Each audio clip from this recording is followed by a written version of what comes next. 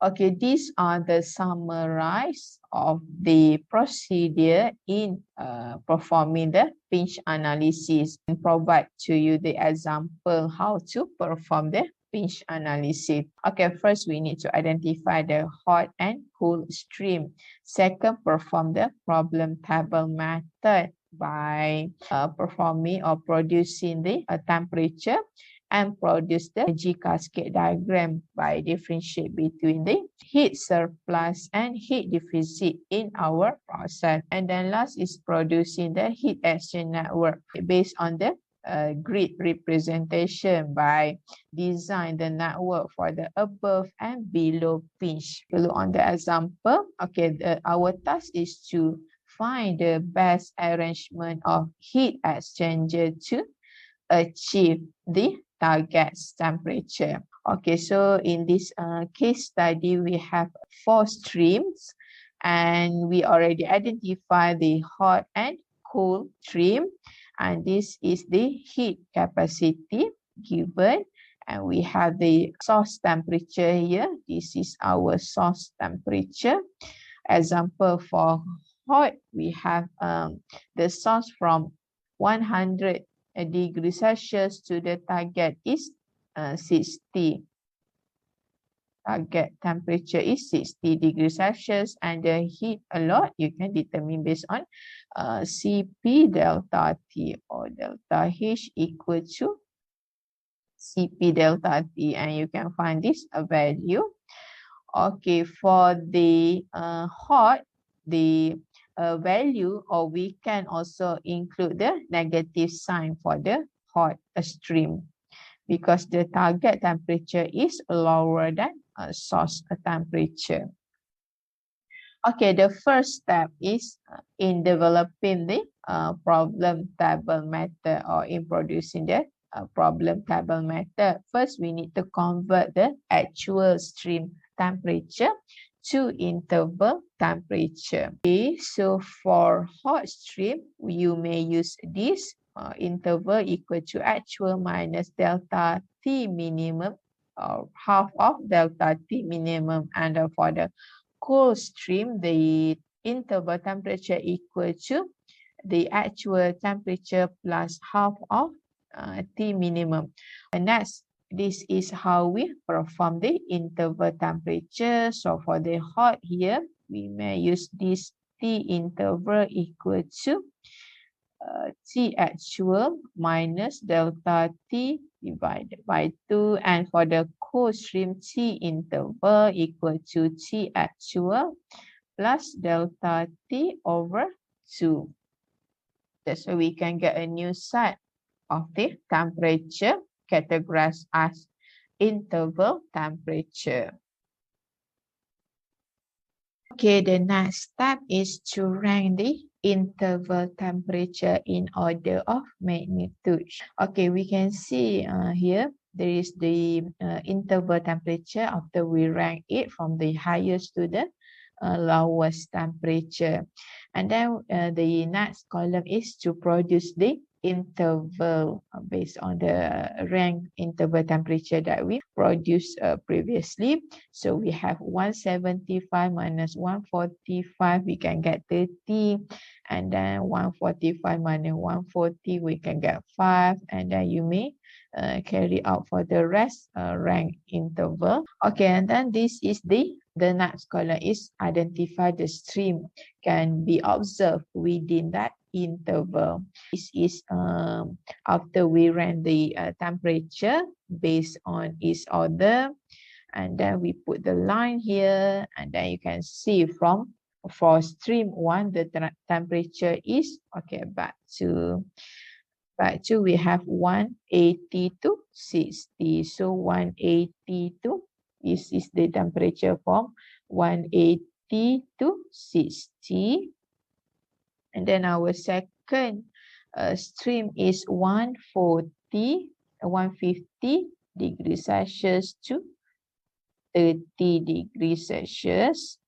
And then the third stream is from 20 degrees Celsius to 135 degrees Celsius. For the fourth stream, we have 80 to 140. Am I right? 140 degrees Celsius.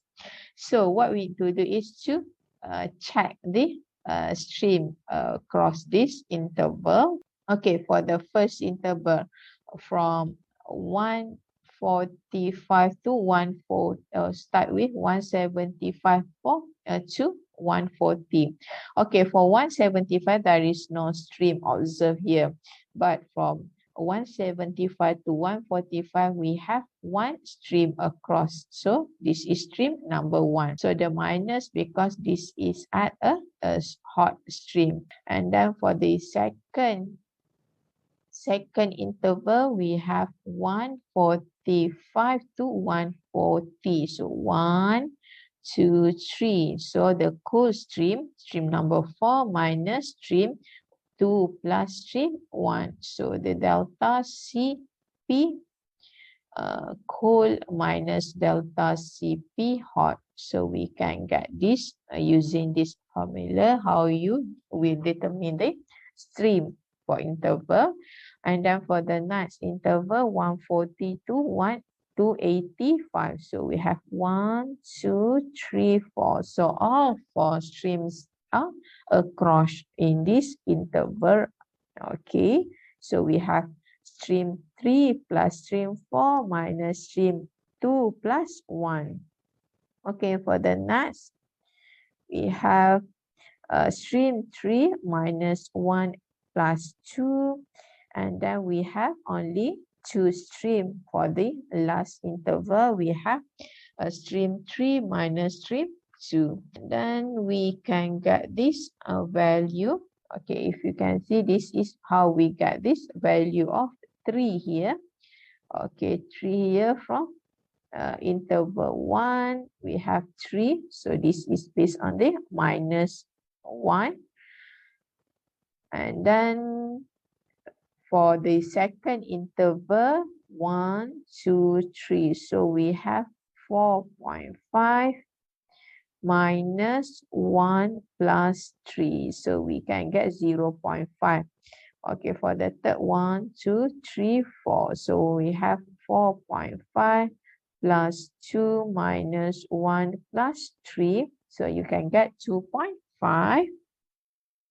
Okay, for the third rank, or so the next interval, we have 2 plus 1 plus 3. So that's why we get minus 2 here. And then the last, we have 2 minus 1. So we can get 1. So when we determine the heat balance here, we can get just time the interval or delta T for interval times minus 3 or delta Cp equal to minus 90, that it gives the surplus for this interval. And then for the next, we get the deficit because we have the positive value. Then for the third interval, we calculated it. The value is 137.5. It gives a deficit, or this heat is deficit. And then the fourth rank, the fourth interval, we have minus 60. It gives a surplus. And then the last interval, we got the positive value, which is 30. It refers to the deficit of heat. Okay, the fifth step is to perform the cascade from the heat surplus from one interval to the next down of the column of the interval temperature. So we have this the interval temperature that we rank it. Okay, rank. And then we start with 0 kilowatt. Okay, for 0 kilowatt, 175, we can get 90 minus 90 kilowatt. So 10 here, we can get 0 minus 90 kilowatt. So we have 90 kilowatt. And then 90 kilowatt minus 2.5, we can get 8 to 7.5, and then at 7.5 minus 1, okay, minus 137, so this is 87.5 minus 137.5, you can get minus 50. So minus 50 plus minus 50 minus, or it turns to positive 10, minus 60, so you can get positive 10 here, and 10 minus 30, you can get minus 20. Okay, in producing cascade diagram, the things that we should avoid is the negative value of heat, because it represents the wrong direction of this temperature. So we still have this value, the negative value here. So we need to perform the next step, which is you can choose the lowest heat here. We can get minus 50, so move at the top here, minus 50, and then when we 50 minus, okay, 50 here, minus 90, you can get 140. So 140 minus 2.5, you can get 135.5. Okay, it's supposedly 137 here, not 135, 137.5. So 137.5 minus 137.5, you can get 0 kilowatt. Okay, 0 minus 60 minus, and then minus 60, you can get 60. 60 minus 30, you can get 30 kilowatt. Okay, if you can see here, 0 kilowatt represent the pinch temperature, because we have 0 kilowatt here, so we can get the value of pinch temperature about 85 degrees Celsius. Okay, the top of the cascade diagram is our minimum hot utility with about 50 kilowatt, and then it will, the energy or the heat duty released from this cascade, we can get about 30 kilowatt is our minimum coal utility. So from that, we can summarize that from the problem table method, it will introduce with just enough heat to the top of cascade to eliminate all the negative value. Okay, heat introduced to the top of the cascade considered as minimum hot utility required in our process, and heat removed at the top of cascade is the minimum cold utility. Okay, the pinch temperature occur where the heat flow in the cascade is 0 kilowatt. Okay, the pinch temperature, okay, previously we determined the interval temperature, and then we can rearrange to determine the actual temperature. By consider the interval temperature is using the pinch temperature about 85 degrees Celsius, and then for the hot stream we get the 90 degrees Celsius, and then for the cold stream we can get 80 degrees Celsius. Okay, finally, we can move to the performing the heat exchange network to maximize the energy required in our process via grid representation. Okay, this is the way how we can design the grid. We have for the hot stream, we require a cooler to cool the stream, and then for the cold stream we require a heater to heat the stream to the targeted temperature. Okay, and then we can have a vertical line shows the pinch and separate grid into the region above and below pinch, so we can get the network to perform the network between the hot and cool stream. Okay, the network design for this is the main purpose for the maximum energy recovery. Okay, based on the previous case study, we obtained that the minimum hot utility is 50 kilowatt, and for the cool utility is 30 kilowatt. Okay, the pinch occurs where the cold stream at 80 degrees Celsius, and then for the hot is 90 degrees Celsius. The grid representation can be, we can design the grid as follows. So we need to first draw the line. So this is our first stream, second stream, third and fourth stream. And then you can draw the hot pinch and cold pinch. So for the first stream, back to the actual temperature, the first stream is to produce the temperature from 180 degrees to degrees Celsius reduced to 60 degrees Celsius. And then for the second stream, from 150 degrees Celsius to 30 degrees Celsius. And for cool stream, we cool from the 20 degrees Celsius to 135 degrees Celsius and 80 degrees Celsius to 140 degrees Celsius. And our pinch temperature is for the hot 90 degrees Celsius and cold 80 degrees Celsius. Okay, these are the value for the CP that also we need to return it here, because there are some restrictions that represent for the above and below pinch that I will explain later. Okay, the maximum heat recovery is the best performance if we obtain no cooling is used above the pinch. Okay, back to the rule of thumb in performing the pinch analysis.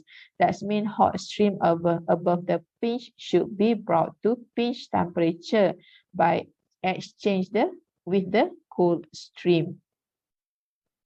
The network design is started at the pinch to find feasible matches between the stream. So this is how we will proceed it.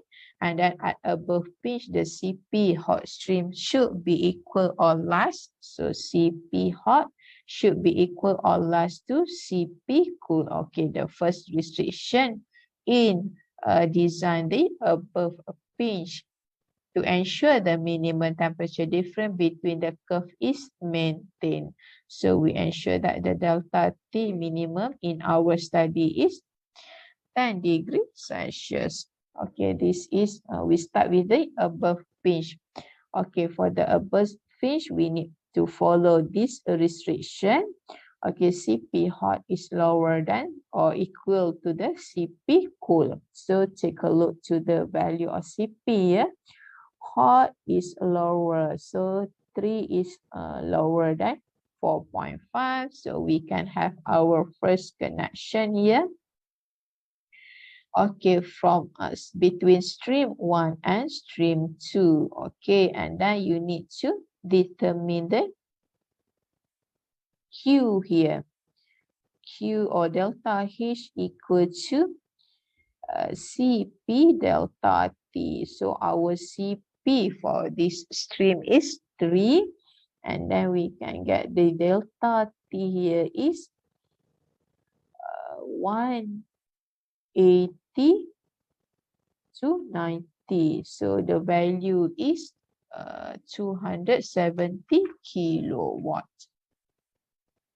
And then we determine our next, or for the cold stream here, delta H equal to CP delta T. So the CP is 4.5. Our delta T is, since this is a cold stream, so 80 degree, 140 minus 80 degrees. So it turns to the value is 270 kilowatt as well. So we can consider for this network, the heat duty is 270 kilowatt.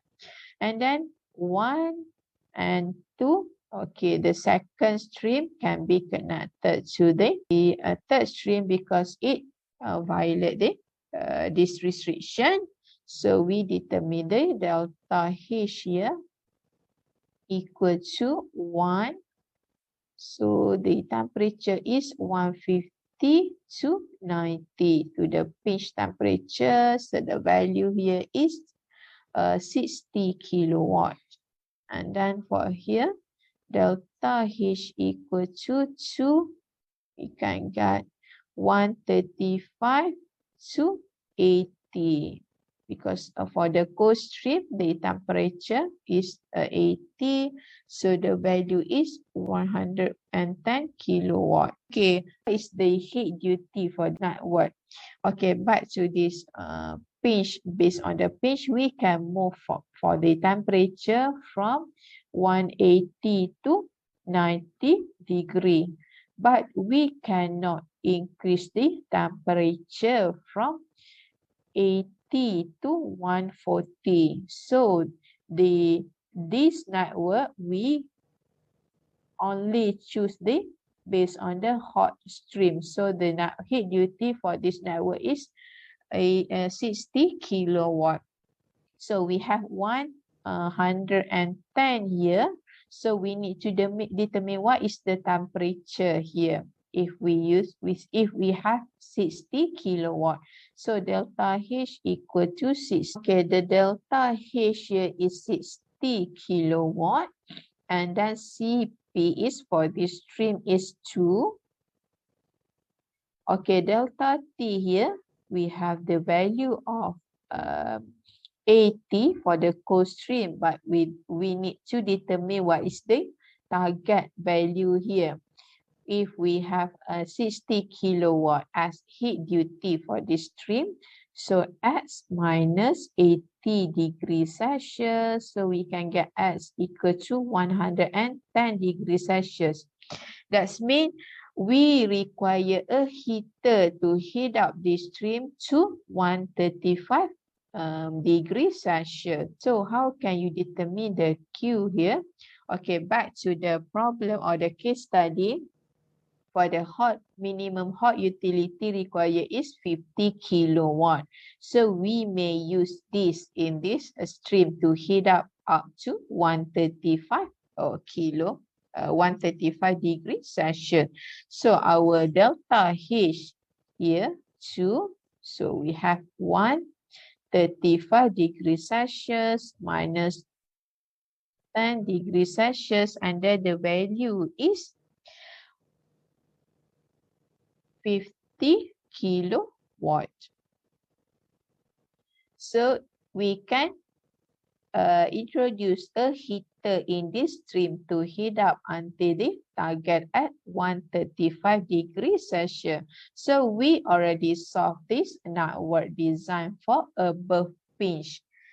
And then we move to the below pinch. Okay, for the network design below the pinch, the restriction is Cp hot should be higher or equal to Cp cool.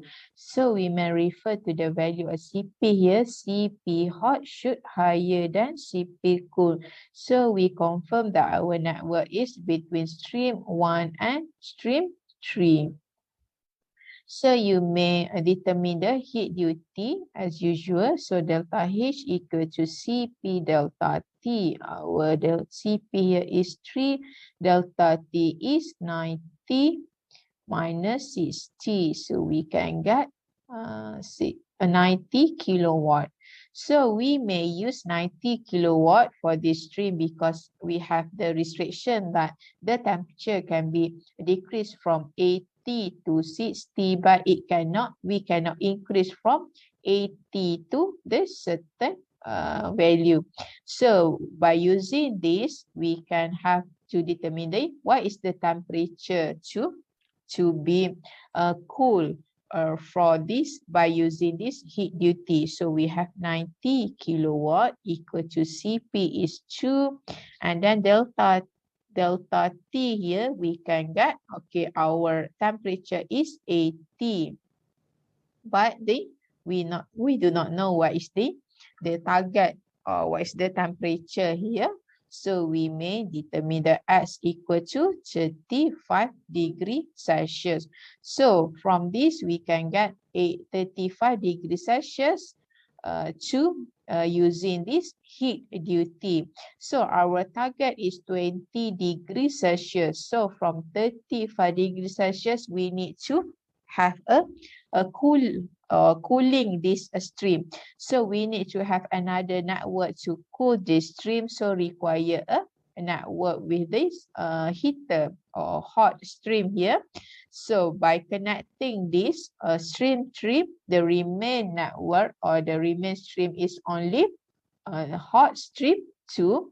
So we can ignore the restriction by connect this stream 3 to the stream 2 to completely cool the stream.